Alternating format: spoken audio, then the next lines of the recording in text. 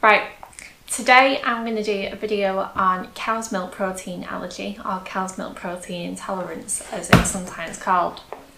And I have my glamorous assistant Finley with me. We're starting weaning him this week, and I thought I would try and do this video with him because I feel like I never do the videos with him in shot. So, cow's milk protein intolerance or allergy is where a baby is suspected of being allergic to or intolerant of the milk protein found in cow's milk, which is often in baby formula. A lot of the symptoms I've written on here just to make it easier to see. I've also got a really good link to a website which has a tick list that you can take to your doctor if you suspect your baby has cow's milk protein intolerance or allergy.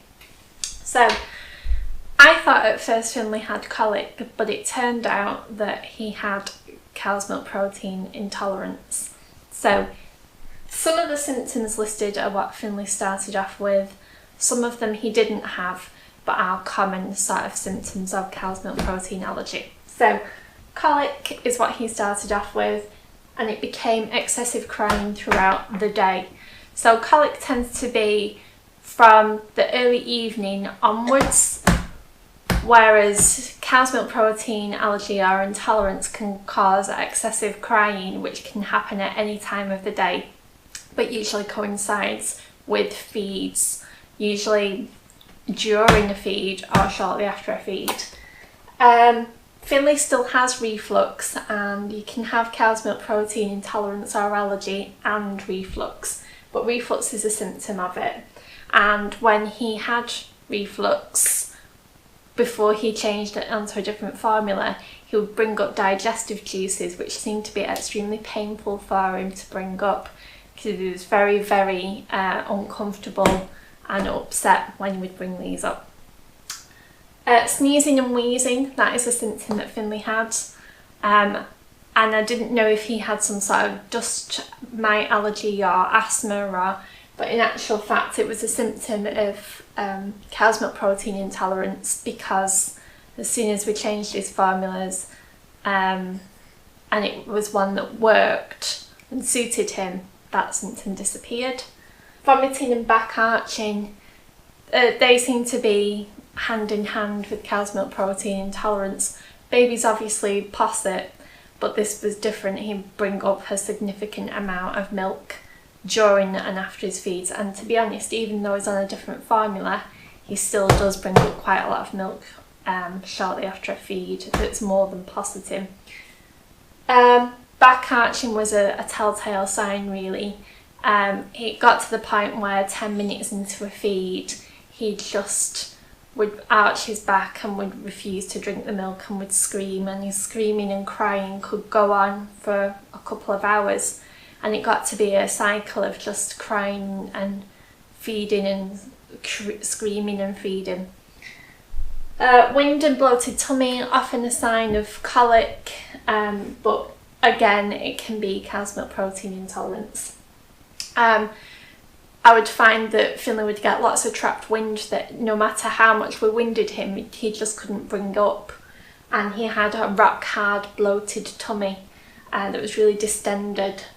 He didn't have a skin rash, but he did have a patch of sort of skin that looked like it could be like a patch of eczema behind his ear, and that seems to have cleared up now he's changed to a different formula. But that is something to look out for. He didn't have blood in his stools, but he did have diarrhoea and explosive nappies, and it's probably too much information, but something to look out for. But it was quite sort of slimy and mucousy. Although he didn't have a failure to thrive diagnosis from the doctor, his growth did seem to sort of slow down, although he didn't lose a significant amount of weight, and that was sort of a wrangle I had with the GP, because they didn't really want to suggest it was cow's milk protein intolerance because he didn't have a failure to thrive diagnosis and he didn't have a skin rash, but he basically had all the other symptoms of it. So what can you do if you think your baby has an intolerance? I would do a food diary.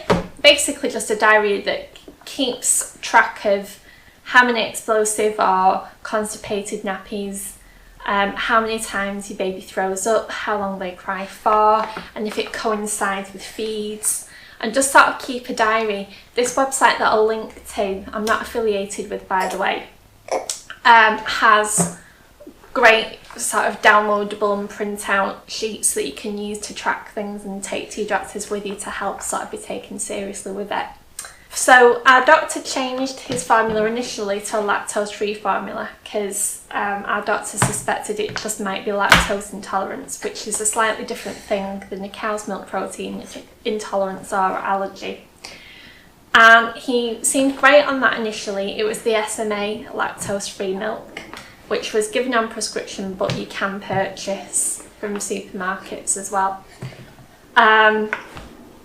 And for about a fortnight he seemed to be a lot better, but then the symptoms sort of slowly came back and got worse. So then we were told that he could have infant Gaviscon to help his reflux and to help the digestive juice problem, sort of that being brought up. But quite regularly that goes out of production, and there was a national shortage of it, so we couldn't use that. And after much wrangling with the doctor, he suggested that I suggested either omeprazole or ranitidine, as I know they can be used to treat silent reflux, and we were concerned it might be that. That didn't work, to be honest, and the only thing that did really work was being referred to the hospital to a paediatrician, and they prescribed this, which is Nutramigen. It's the stage 1 formula at the moment, but will go up to the stage 2, and this is available on prescription, but we can't purchase it, so we have to be really careful with making sure that our prescriptions are properly timed to make sure we don't run out of it. So that's the Nutramigen, and I would say within 2 days he was a different baby. I'll leave a link to an Infacol YouTube video which looks at, is it cow's milk protein intolerance, is it lactose intolerance, is it colic, or is it reflux? And I'm again in no way sponsored by them, but just found that that YouTube video really helped me to try and narrow down if it was colic or if it was something more. And being a first time mum that's quite anxious anyway, it's easy to get fobbed off by your doctor as being just a frantic first time mum.